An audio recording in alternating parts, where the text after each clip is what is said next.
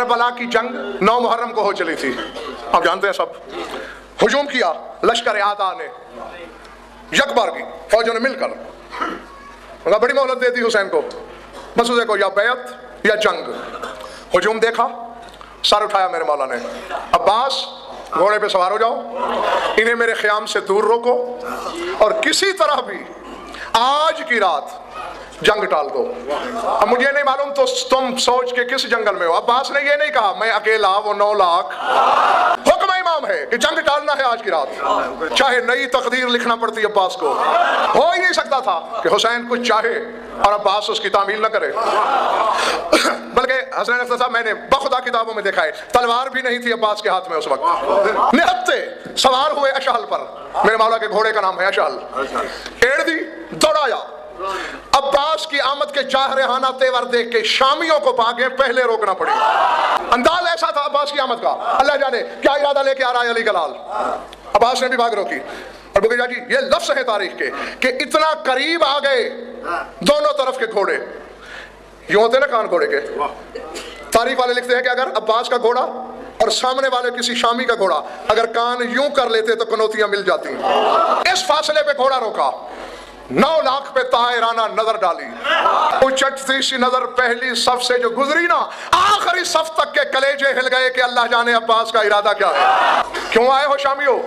یہاں اس مقام پر زین کو منبر سمجھ کے خطیب منبر سالونی کی شبیہ نے یہاں جو جملے بولے ہیں عباس نے خطبے کی صورت میں، فرماتے یا اہل الشام یا قطیبۃ الطاعات والیوم و یا قطیۃ الاغنام ما ھذا الاستهام علی الکرام علی ذوی الشرف والمقام اذا تعرفون ابا عبد الله علیہ السلام رضی العلم وفطیم الوحی وهو فرع الوسیل من الشجرة الطیبة الاصیل الذي سماه الجلیل وناغه جبرائیل وحرك بعده اسرافیل فاستشفى بمهده سلسائل الذي كان مشيه على جسد رسول الله اکثر من مشيه على الارض اجعلتم الذي كان مشيه على جسد رسول الله اكثر من مشيه على الارض اجعلتم قبلة رسول الله قبلة وموضع قبلاته طامة لسيوفكم يا ايتها البكرة الخبيثة النابتة تندمن ما تعلمون الذي بازرت الحسين بعد الحسن ان يخفف مثلي بالقتل ويهدد بالموت والله الذي لا اله الا هو لو اشرت الى الرؤوس الذي اراها طائرة لمتم على مكانتكم قبل سلة سيوفكم وهي اعرف منكم بقبضة ايدينا واذا يدور طاون الحرب وتطر الإثام وينكس الهامة فانظروا الى الكف التي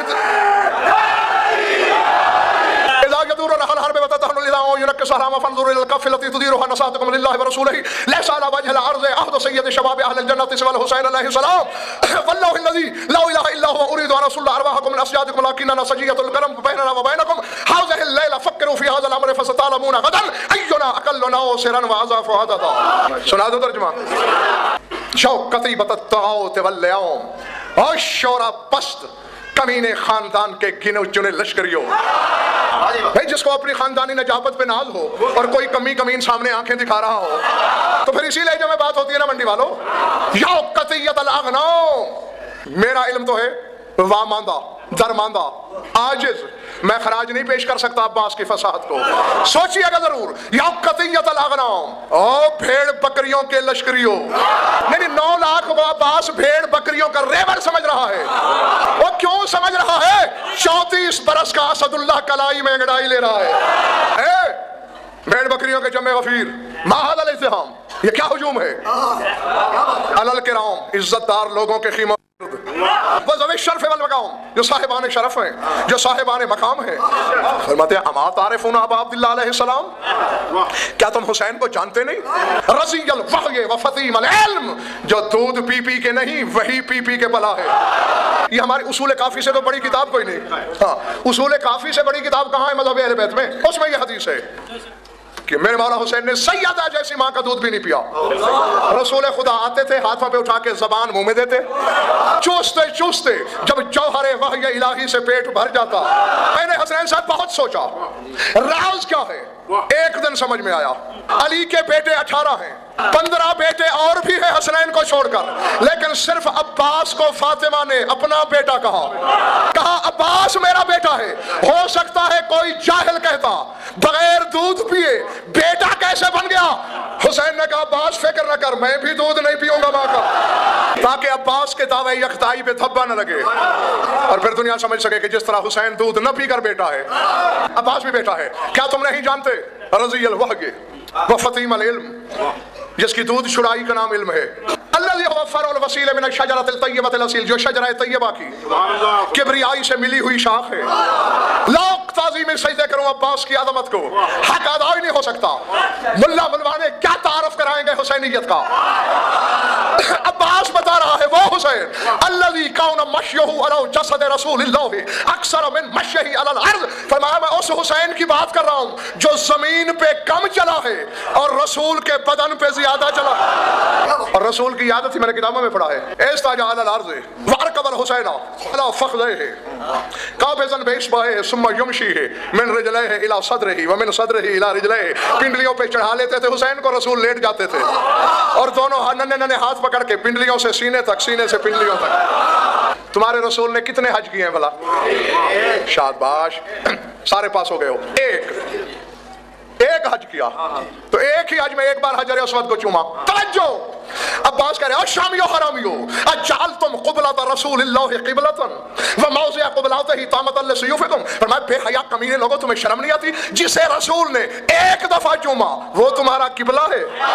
अजअलतुम क़िबलता, क़िबला कहते हैं बोसे, जो एक बोसा गाह है रसूल की एक मर्तबा की।